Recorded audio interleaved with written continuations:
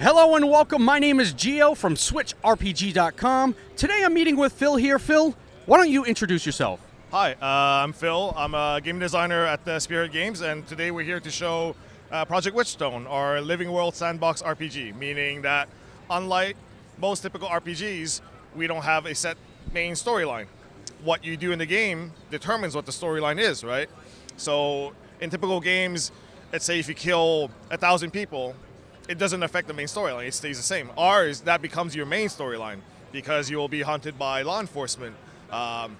Relatives of the people you've killed will want revenge. Maybe an evil faction will want to recruit you, all that stuff, right? So what you do in the game always has a ripple effect. Our system catches what people tend to do most, and then it spits out an event based on that. So it's really your adventure.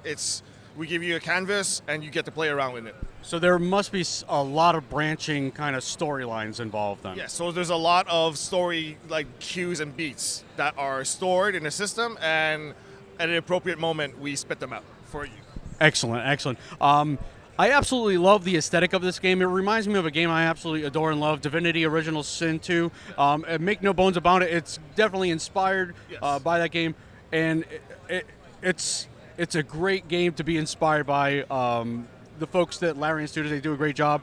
And like I said, I've seen a lot of this. I haven't been able to play it. I will eventually, probably after this interview. I know I'm going to absolutely love this game as well. Now, let's just step outside of the game here. I know you've been hard at work at this game. What are you playing right now outside of this?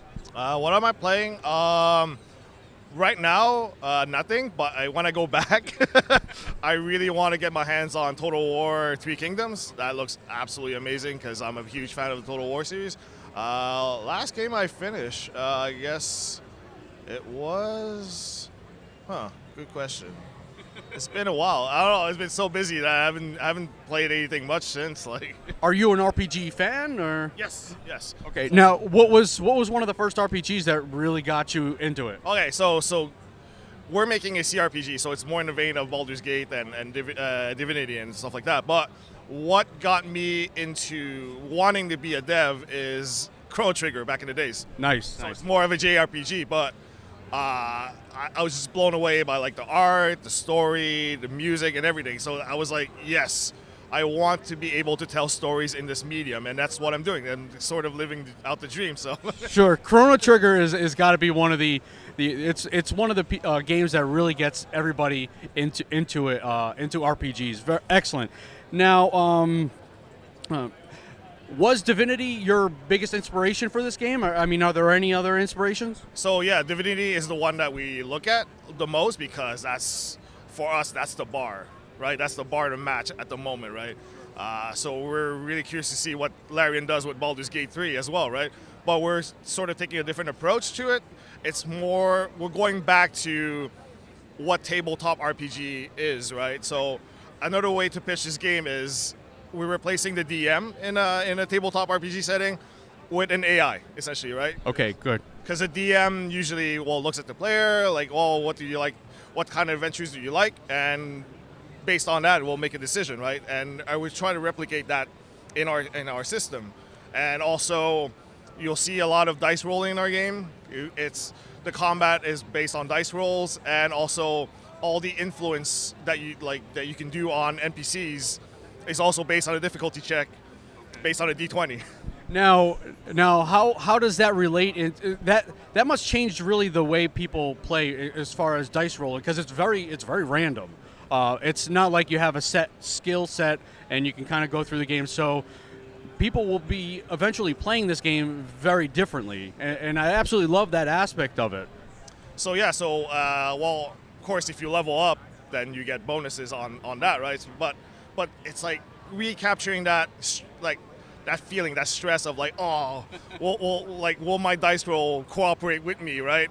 That's for me a lot of the fun of tabletop RPG is that dice rolling aspect of it, right? That might be for you seemingly like an easy option, but you might still fail it, right? And that's for me that's a lot of fun. Yeah. And see okay, so how do our system react to this in that case? I love that that you guys are doing that, because I think that's one of the biggest things, and I hate to keep going back to Divinity Original Sin, but that's one of the biggest things I think they kind of missed out on, is kind of just the randomness and the real feel of a tabletop RPG. Now, do you play tabletop RPGs? Yes, a lot of. So we at our studio, there's a campaign that's been ongoing for a while. So every Wednesday we sit down and we run our campaign. Most of my friends are really into tabletop, so yeah, we have groups. We love doing that stuff. Are you doing D&D, or are you doing Pathfinder? Or what else? So D&D, a lot of my friends are into Star Trek. There's this indie RPG that we want to get to, but we never got the time to do it. It's called Worldwide Wrestling. I'm a huge wrestling fan. Right.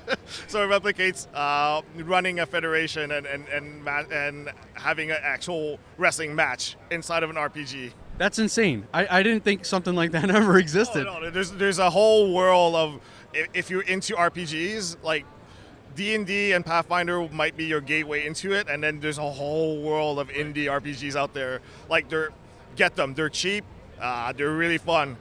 And they're all very different, innovative. Now, how long has the development been going on with Project Witchstone? So we've been at it for about a year now. So what you see today is our prototype. So that took us about 6 months. Right now we're in full-on production. So everything that you see in the demo, we've gone back and we're starting to build it from scratch so that it's clean, expandable, because we want to hit Steam Early Access before the end of the year and keep expanding and adding content quickly.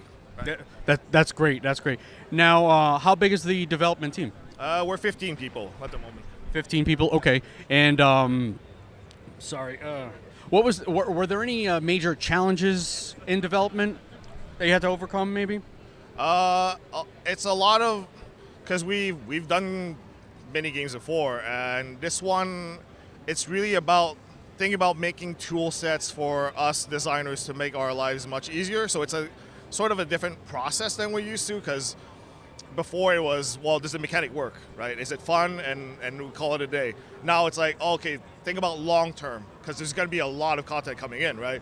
So how do we manage the dialogue system? How do we manage even item creation or even spells in a modular way, where for us it's from that point on we spend more time at the beginning, but after that it's just a combination of stuff, and it's like click and we're done, right? And that's, for us, it's a different way of proceeding to make games that we're sort of not used to. But yeah, I think that was the biggest challenge. Now, what other projects have you worked on? So last year we came out with Omen Sight.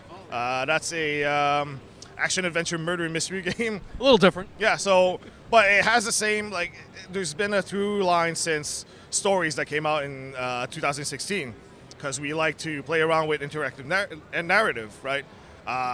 Stories was more like, it's a choose-your-own adventure game with branching narrative. There's 25 different endings. In Omen Sight, it's a time-looping murder mystery game, so it also involves branching narrative. So from that, our learning told us, we want to do something where instead of hard-coding these storylines, what if the branching came out of a system, sort of, right? So, yeah. And that's where kind of this fell into place. Now, you mentioned Steam. Any plans for console release maybe at some point? So we really want to focus on a solid Steam early access, a focus on single player, and then from that point on, we keep adding content until we're happy. Again, going back to Larian model. Once we have what's the so-called, we call the definitive edition, we have a solid version 1, then we'll think about porting the game to other consoles. And I will be waiting for a while for that, but that's okay. I will wait. I will wait. This game looks absolutely beautiful. Now, one thing I was asked to kind of make sure is in the game is a rideable dinosaur. Is that possible? Anything is possible. I've been fighting to get rideable dinosaurs on the team. I guess it depends on the reception of the game and if people support us and all that, right? Because we're still a small team with a limited budget, so we want to focus on the core systems first, and then we'll hand out candies for the fans as a thank you when we get to it. Yeah. Now, there is some talks about maybe perhaps a Kickstarter.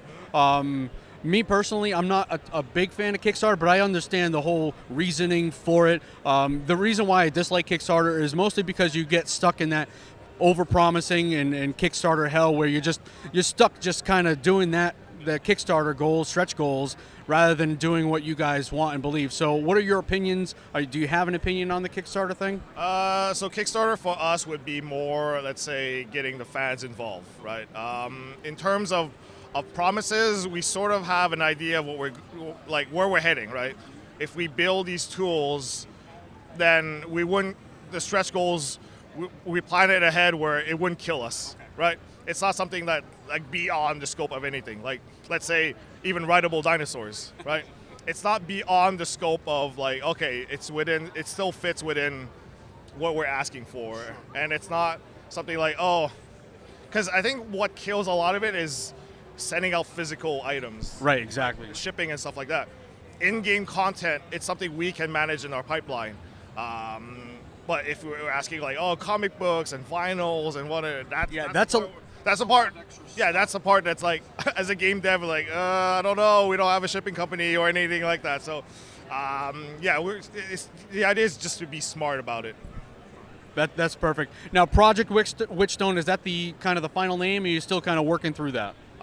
People seem to have grasped the word Witchstone. It was just a tentative title that we pitched out there. So people seem to really like the word Witchstone. So it's going to be, the final title is going to revolve around that. So Project Witchstone, meaning that it's still a work in progress. We're still pretty early in our development, so things can change, right? Excellent. Well, thank you, Phil, for doing this today, and I look forward to seeing this on the Nintendo Switch soon. But yes, check out Project Witchstone. You're gonna love it. I know you guys will absolutely adore it. So yeah, don't forget to like, share, subscribe, all that good stuff, and I'll see you next time. Thanks.